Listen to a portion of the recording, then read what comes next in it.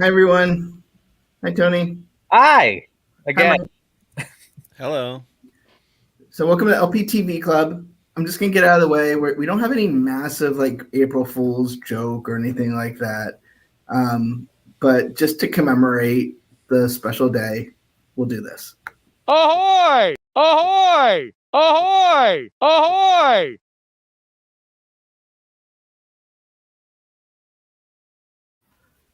He's not even here. I forgot that existed. Yeah, well, we for Animation Day we go to our animation historian Tony. For Star Wars Day we go to you, Mike. For April Fools we go to Jeremiah. When is Animation Day? Now I'm looking this up. Hold on. Happy Animation Day to you. Thursday, October 28th is International Animation Day. You put that on a calendar. I'm serious. So give me a moment. I got to add that to the calendar. It really gets overshadowed by Halloween being 3 days later. When's International Rotoscope Day? Let's see. When did Beowulf came out? It's got to be like Don Bluth's birthday. So we are here. There isn't one. That would have been something. Maybe when Mike and I, maybe when we do, we have Anastasia as part of the LPTV club. We'll make that Rotoscope Day. So we are here to talk about six Disney shows from the past week. Unfortunately, Marshall isn't able to join us today. He had to step away for some stuff, so we're gonna cover for him. So there's only three of us. But why don't we start with you, Tony? Speaking of animation, you had two animated series on Disney Channel this week. Yeah, Amphibia and Big City Greens, which is what any regular LPTV club viewer see me talk about for the last few weeks. Amphibia stood out this week to me more than Big City Greens, which is a flip. I don't know. Maybe there was something relating because Marcy is new to, oh my gosh, it just came out, Newtopia. I don't know why I forgot that one. Is new to Newtopia, and she's trying to stand out and make sure the town accepts her as her own, and in such gets taken in by the mayor of Newtopia, whose name skips me as well. But I know he's voiced by... all my names are gone now, but the guy who was Jimmy James in News Radio. Stephen Root. Stephen Root, thank you so much. And all I heard was Jimmy James in News Radio as coming out of a bullfrog. But so they develop new Newtopia, which is false fronts, facades, all like a faux Main Street USA and a giant gold buff bullfrog statue that ends up weighing too much because it's all marble that ends up weighing down on a swamp ground, and it starts flooding everywhere. And now Marcy is accepted by the town because she saved everybody's lives. Yeah. And then later in the episode, the town gets destroyed again because Polly finds a robot behind a dumpster, or the Newtopian equivalent of a dumpster, and decides to cause some mischief with the town. And they end up keeping it as soon as they discover that it can plant crops and stuff. So the mayor says, we've already accepted 3 monsters, the first one being Anne Boonchoy, and then Marcy, and now the robot. They might as well, right? So that one kind of stood out, but Big City Greens still has my heart. But this week was a little bit weak. The first one, Cricket and Grandma find a van parked in front of their house, and they said some jerk just left his van here. So they stereotype the driver, whoever he may be, and then Cricket kicks the chocks out from under the van, and it rolls downhill. Decides to rampage through. Wow, there's a theme of rampaging through the cities this weekend. But the van rampages through Big City. We are not presented by Kong versus Godzilla. Yes. And then crashes into Little Tokyo's koi pond, where Tilly's feeding her massive koi, Marcus, that you don't see how massive he is until he comes out of the pond and swallows the van whole. The whole episode, the moral of that episode is Cricket and Grandma have like typecast or stereotyped this van owner into a group of jerks, but you realize that he was just parked it there to go help his wife while she was having their baby, and then he came to retrieve the van, and it's gone. He's like, "It's okay, I'll be the van now," and offers to take everybody home on his back. "I'm a dad now, I need to be responsible." And then they burst into tears and say, "We ruined your van," and do what they can and end up fishing it out of the koi pond. But the second half was very Bad News Bears-esque, with Nancy Cricket and Tilly's mom being a ringer on their little league team about showing sportsmanship, good sports, bad sports. And the other team has a coach. They're called the Elites, by the way, which was hilarious. And they're voiced by Holy Moly's Rob Riggle. So, there was no subtlety there. And it was quite aggressive. But the whole lesson there was just because you're winning all the time doesn't mean you have to be, rude about it. And they throw the game, and then the Elites win, and they learn their lesson too. But Rob Riggle's character sure didn't. And they went for wings, not Ruffalo wings, though, Mike. Sorry. Sounds like they have some funny people on that show. Yeah, the guest list is definitely a big one. The first half with the van had, I forget his name from Stranger Things. I'm looking it up now. David Harbour. The bearded guy. David Harbour. Thank you. And then Rob Riggle was on the second half. So, in the past, I've seen others, none of whom come to mind right now. But yeah, the mom, Nancy, is Mrs. Goldberg. Mrs. Goldberg. I know her no more from Reno 911. I cannot remember her name right now. Wendy McClellan-Covey. Yeah. Yep. And next week's actually the season finale of Big City Greens. Is it? Okay. Yeah. Do we know if there's a third? Please let there be a third. Yeah, there's a third. I've grown really fond of that show. There is a third season coming. Yep. And the Houghton brothers, who made the show, actually a development deal with Disney now. So nice. They did. They cameoed themselves last week. Really? An animation abomination episode, which I talked about on the last TV Club. But they are Chris and Shane Houghton, however you want to say it. Yeah. But in the episode where they're making fun of themselves, essentially, and the whole television animation process, they are Topher and Blaine, and they share a sibling shirt, and they always work together in harmony when creating sibling shows. Well, and Chris is the voice of Cricket. Chris is Cricket, yeah. Yeah. So I wonder if he gets paid more for that. That's got to cause a lot of family drama. I'm sure there's some animosity there if he does. Or it might be part of the contract. Who knows? And even then, now he's still doing more work. So that's good. We've lost a lot with Disney Channel lately. Like, I was really enjoying Secrets of Sulphur Springs, Big City Greens, and DuckTales all ending this month. So. A good friend of mine still tells me that he is still torn up about the DuckTales finale and hasn't quite gotten over it yet. I just recently interviewed the composer for DuckTales, the series, and he spent a lot of time. Like, they really, for that finale, I mean, I know we covered it before, but they really they went back to full orchestra, and they really pushed the envelope on that one. So I'm still sad. Mike, we'll go to you. I know you're here to talk about The Simpsons, but I also want to hear what you listen to the DuckTales the Duckburg Life, I believe.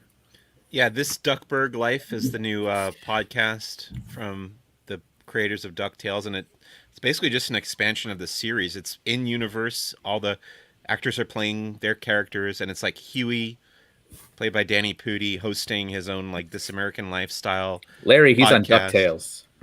What's that? Sorry, my favorite interview with Danny Pudi. He goes, "Larry, yes. I'm on DuckTales." yes, that's I've seen that. Yes, and in the first episode, he's just playing voicemail messages from Launchpad McQuack's answering machine, but it kind of tells a story. It's a very funny story about the other two nephews getting kidnapped, and they keep calling Launchpad to come pick them up and rescue them, and then they just eventually find their way back on their own. But yeah, I really enjoyed it. It's only like 12 minutes long, and then the last like 2 minutes is just Tony Anselmo as Donald Duck reading the credits for the show, which is hilarious because you can't understand almost anything he says, obviously. But yeah, I really like that. So I just had so it's been 34 years since the original DuckTales premiered, right? So Sounds right. Did you have to do it like old Rose in Titanic? It's been 34 years. you keep bringing up me and Titanic. He was When trying was to, the last time I brought you up with Titanic? when you tried to paint me like one of the French girls. Go on. So if in 1987, 34 years prior to that, what they would have had the same nostalgia for was 1953, which would have predated the Dick Van Dyke Show, Disneyland. I just like we feel like, oh, they just rebooted like DuckTales. I was just like, that would be like if in 19 when we were kids, if they rebooted the Dick Van Dyke Show. Did they? They did not, but so I think they should do it now. Dick Van Dyke Show, and just bring him back as the same character in his very old age. They did that once on TV Land. They did like a reunion special. It was poor Rosemary. They didn't do her good. But anyway, how was the Simpsons this week? It was fun. It was an episode about this guy's wife, Chief Wiggum's wife, Sarah Wiggum, who we have not spent a lot of time with on the show in the past. We didn't know much about her. In fact, I looked it up, and she's been voiced by several different cast members in the past. But in this episode, she was voiced by guest star Megan Mullally. Speaking of, comedians doing guest roles. And her husband, Nick Offerman, was also on the show as a battleship captain, because it starts off with a field trip, Marge taking Bart and Lisa on a field trip to a battleship, where they're just like immediately put to work, like swabbing the decks and stuff. But Marge like bonds with Sarah Wiggum, who's there with Ralph Wiggum, her son, and she finds out a little bit more about her past. And apparently, it turns out she was a jewel thief before she met Clancy Wiggum. So we get this. I always forget that's his first name. Yeah. But we get this flashback to her youth, and we find out how Sarah and Clancy met, and then we meet her other Ocean's 8, thief partners. And then they get Marge and in the present, Marge and Sarah Wiggum get kidnapped by the ex-partners, who blame her for the group kind of falling apart because she ended up meeting Chief Wiggum on that heist and left the group. And then she's hid her past from Wiggum this whole time. And then the second half of the episode is this whole heist at basically the Springfield equivalent of the Met Gala, where they're gonna steal this diamond necklace from Lindsay Nagel, who it turns out was the fourth member of the thief group who betrayed them all those years ago. So it really is Ocean's 8. It's just The Simpsons. I haven't seen Ocean's 8, but that's exactly Ocean's 8. Yes. Okay. Well, there you go. It was the Ocean's 8 episode. But yeah, it was fun enough, and it had some good jokes in it and stuff. Did Anne Hathaway guest star at all? I did not hear Anne Hathaway's voice, but I could be wrong.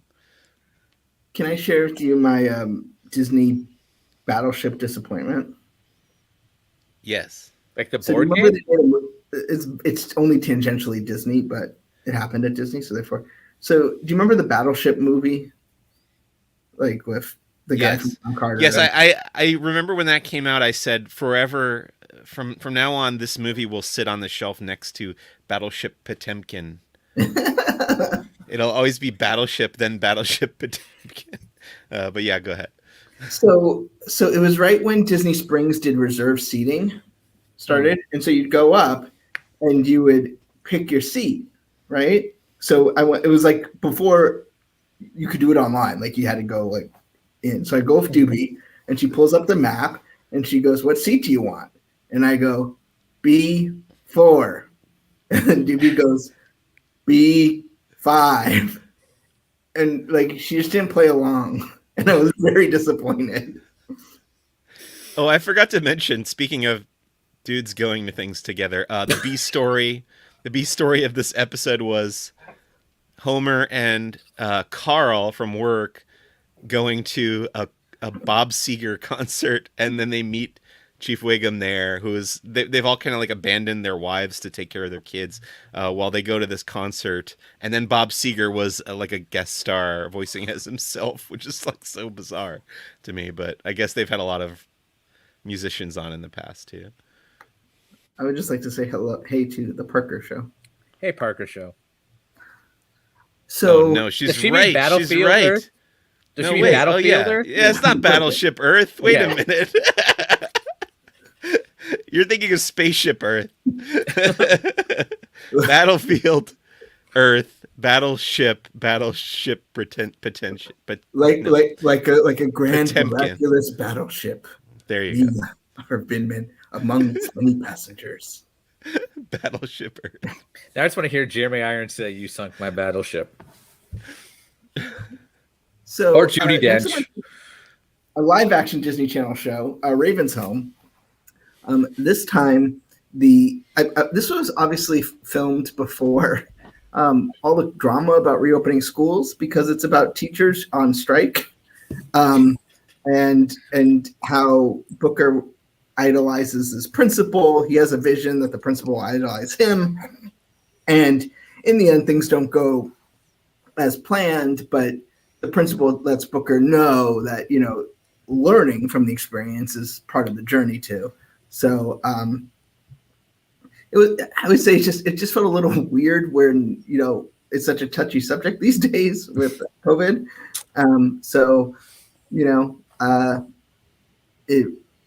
It's obviously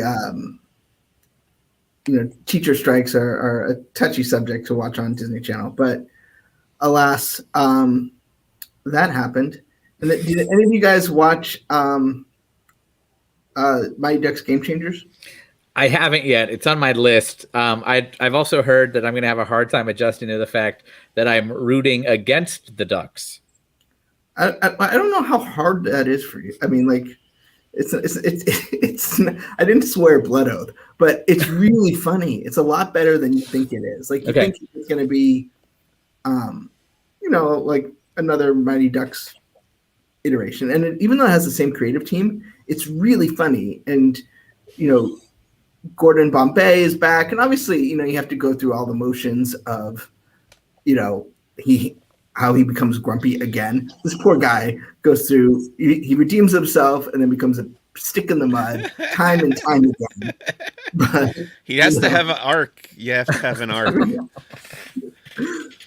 Maybe he finally will be redeemed. But there's the podcasting characters. Actually, Disney's doing a fun thing. So there's in the universe, there's a podcast about hockey. Yeah. And so they're actually like bringing that as like a YouTube show to promote each episode. But basically, the Mighty Ducks are like the hip team, right? Like the Flying V's of legend and stuff. And this kid gets cut. And, his mom kind of gets over what she goes like, she goes to one of the parents, you brought 2 personal trainers to your kids' hockey, youth hockey practice. And one of the guys goes, I'm not a trainer. I'm actually a youth sports psychologist. So, making fun of that whole sort of, over programming kids' lives, being concerned that the mom, mom hasn't started college coaching yet and all that stuff. So, it's not, I wouldn't say it's a surprising show. Like, you kind of know where this is going, but I have a feeling we'll be rooting for the Ducks at some point. Well, and it's funny because there's a point where like they announce all the youth hockey teams, right? And the new team, whose name I'm forgetting, but not the Ducks. It's not just me. Yes. The kid comes out and goes like, and we're gonna go after your name, like, and you're like, oh, so I see, like this is somehow gonna end up becoming like fight for the Mighty Ducks brand. Yeah, I'm not quite sure how the Mighty Ducks of like the NHL fit within this universe. Like, were they inspired by the Ducks of a youth hockey league? Do they exist in this universe? Well, they do in Mighty D2, right? Okay. Because remember yeah. So I'm not quite sure what happens there, but you have some great performance. The kids are fantastic. Obviously, Emilio Estevez is a lot of fun, and the girl from Gilmore Girls, or the mom. The older one. Yeah. Lauren Graham. Lauren Graham talks a little less fast on the show, but it's still, she's just likable. And, you kind of, they don't do a good job of hiding these sort of arcs that every character is going to go to. You could probably write the season finale. Well, did they do that in the movies? I don't think they did. I think you knew everywhere that was going. But they for example, when she goes like, I was in college and then I had my son, so I had to drop out, so I never got to be a lawyer. And you're like, oh, okay. Gordon Bombay was a lawyer. Okay,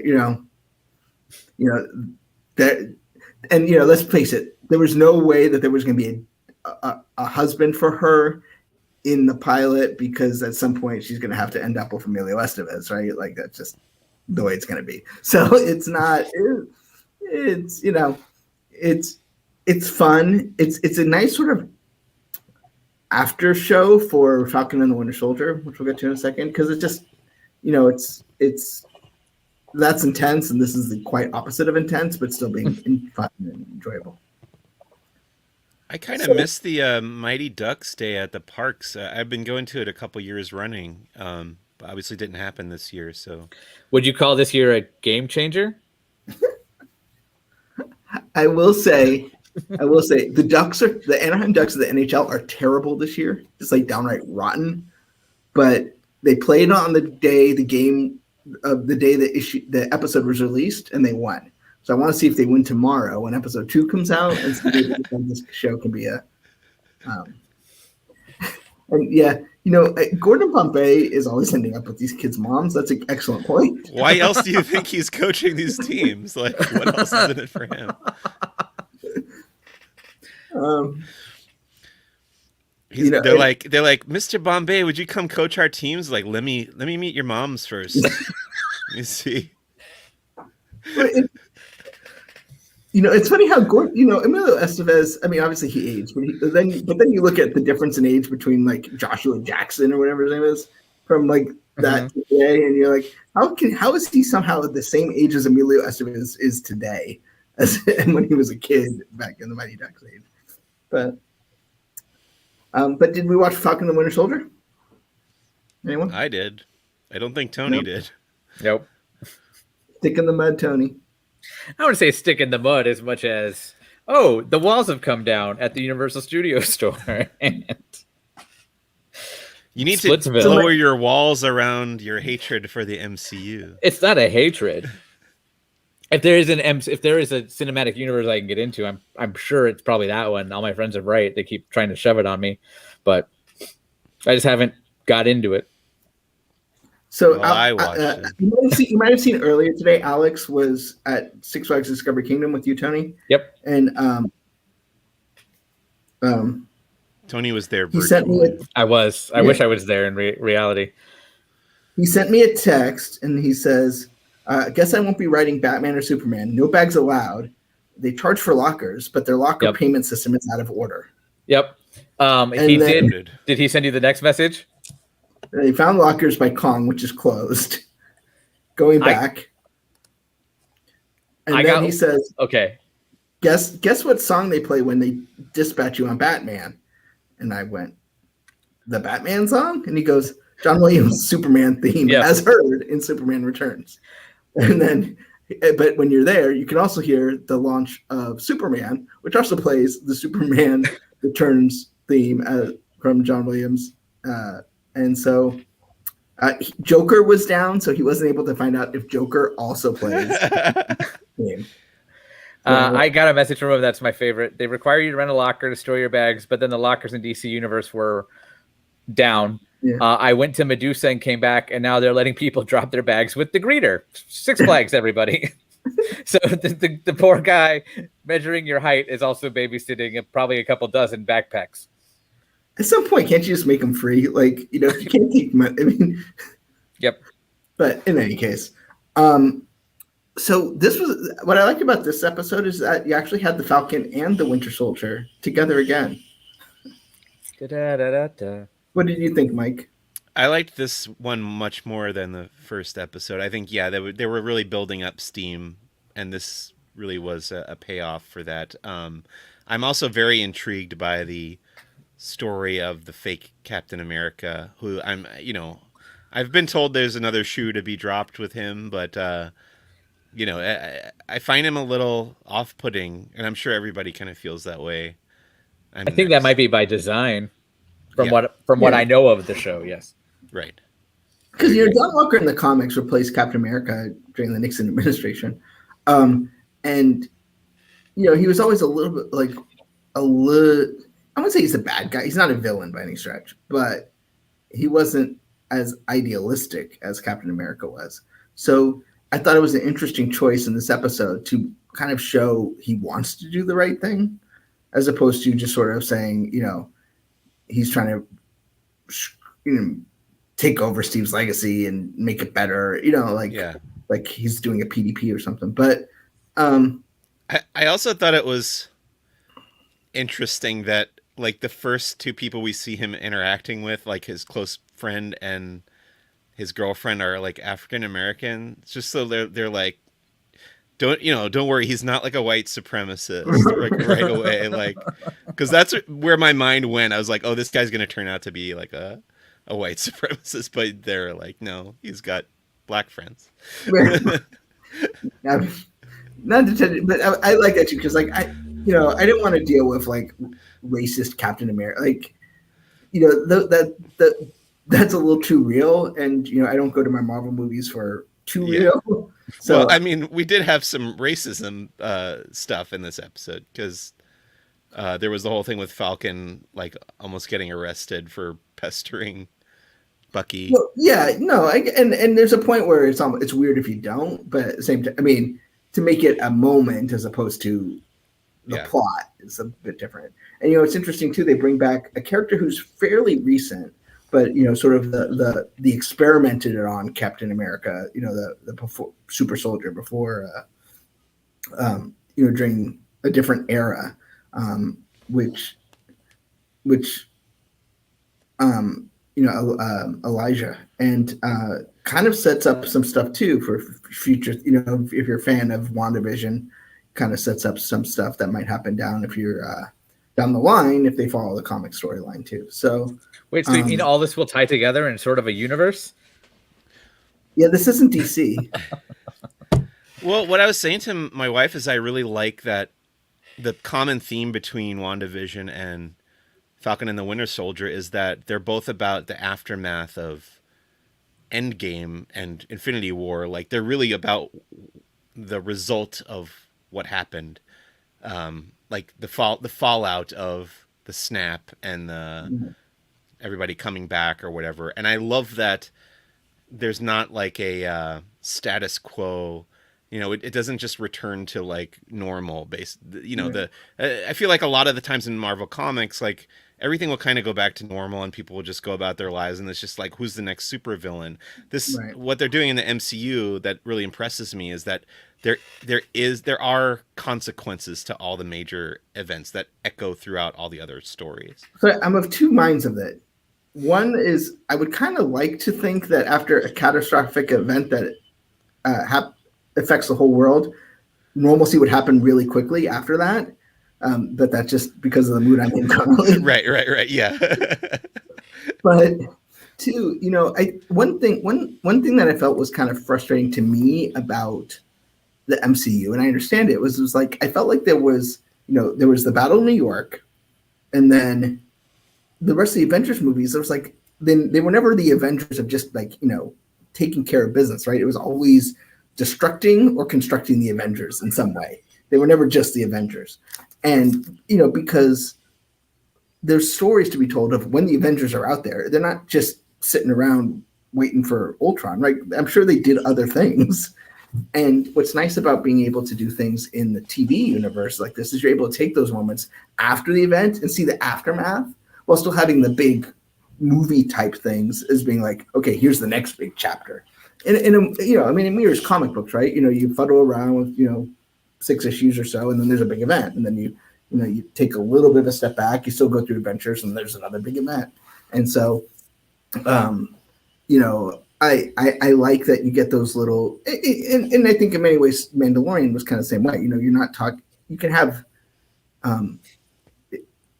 it's not the Empire versus the Rebels and big intergalactic civil war, but you're able to tell a smaller story that's in that world, and I like that about Disney Plus is it's not, and that's why I guess I'm so confused about are you still gonna have big movies? Like, I like the idea that you have big movies and then chapters in between it, and big movies and then chapters in between it. Yeah, me too. I like that a lot. It really fleshes out both the characters and the universe and the story. So, Tony? What are you excited for this week? Well, apparently now the season finale of Big City Greens. I'm upset that it's it, but hopefully they go out because I know even when they went on a hiatus, it was a 3-part episode, so I can't even imagine what the season finale might bring. Yeah, I don't have the description, but I do have the title of one of the episodes, which just makes me excited, called Cousin Jilly. Oh, okay. So, for those who don't watch, the sister is Tilly, so I'm assuming it's some kind of antithesis. Yeah, it's like Myrtle Urkel. Oh God. Oh, speaking of nostalgia shows, big in 1953, Peter Pan. So people are still in love with that. From Here to Eternity, How to Marry a Millionaire, The War of the Worlds, and Gentlemen Prefer Blondes with Marilyn Monroe. Yep. So when we were kids, that's what our kids would think of. That's what our parents were nostalgic over, while our kids are theoretical kids are nostalgic over. We're nostalgic over DuckTales. That's how they're going to view us. And in 30 years, they're gonna be all excited about Paw Patrol reboot that's coming to. The sad thing for me is that I don't think my parents were born in 1953. Nope. Mine were 63. Sorry, Mom and Dad. 1941. So, Mike, what are you looking forward to this week? I don't think there's a Simpsons this week, so can I talk about something non-Disney or? Absolutely. Well, we've been watching the QAnon documentary on HBO. And I find it pretty interesting. That was probably one of the things I would not expect to hear that come said, but okay. No, I mean it is pretty interesting. It's mostly about the founding of 8chan and like the wild west of the internet and how all that stuff happens. But yes, Tony. Is it the same people who did the Heaven's Gate documentary? I don't know. Okay, if it was those same people, I'd watch it too. Anyway, I recommend it. Well, I think I'm honest. Like, I want to say Falcon and Winter Soldier, but I think I'm really most looking forward to DuckTales. It's been a long week. I could use a laugh. Not DuckTales. Mighty Ducks. Okay. Oh yeah. Oh yeah. No, I'll watch Falcon and the Winter Soldier too tomorrow morning. I'm excited for that. But in any case, that's our show. I'm sure we have stuff coming up that I should have been prepared with promoting. Jeremiah's at Magic Kingdom tomorrow. You doing that one, Tony? Let's have a look. Probably. Okay. Considering the usual guy might be at Magic Kingdom with him. So, and then from all of us to all of you, have a wonderful Easter. Find lots of eggs. Yeah, I am doing that one. Find eggs. I bet you were going to say from all of us to all of you, happy April Fool's Day. Well, now that you brought it up, happy April Fools, everybody. Ahoy! Ahoy! Ahoy! Ahoy!